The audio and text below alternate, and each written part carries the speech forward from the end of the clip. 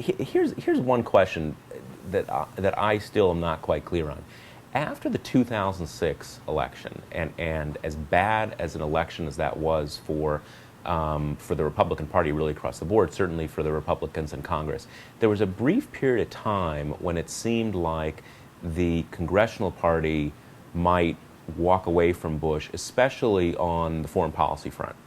But it only lasted a short period of time, and then they were kind of, back together, more or less lockstep, almost until this election. So it's as someone on the other side of the political aisle, I've never been able to understand why the Congressional Party seemed to court what happened to them again in 2008. Can you explain that for me? Yeah, because I think you have an inherent weakness. First of all, Republicans are not rebellious. Republicans are bred to follow the leader. You'll find more fighting in the Democratic caucus.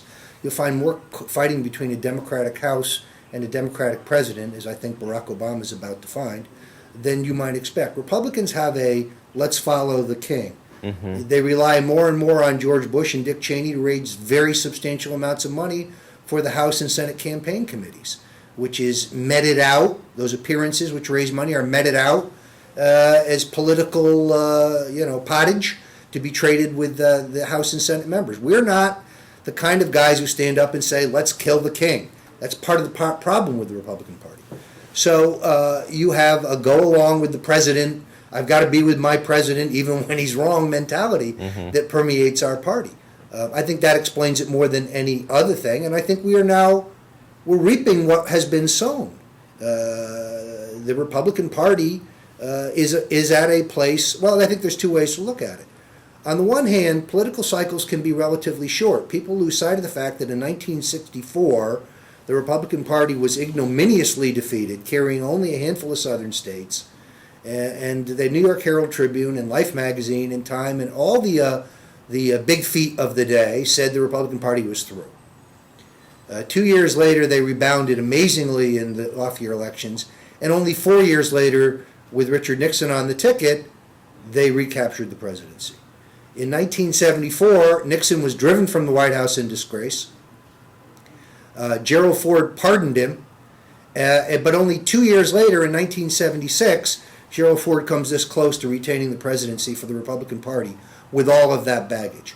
Political trends are amazingly short. So it is not... Well, and the Democratic Party was over at the end of 2004. There's no question. Right. So it's easy to say, well, the Republican Party may be done as a force. On the other hand, and I ask this question, is the Republican Party like a very beautiful woman who's been given a venereal disease by George W. Bush?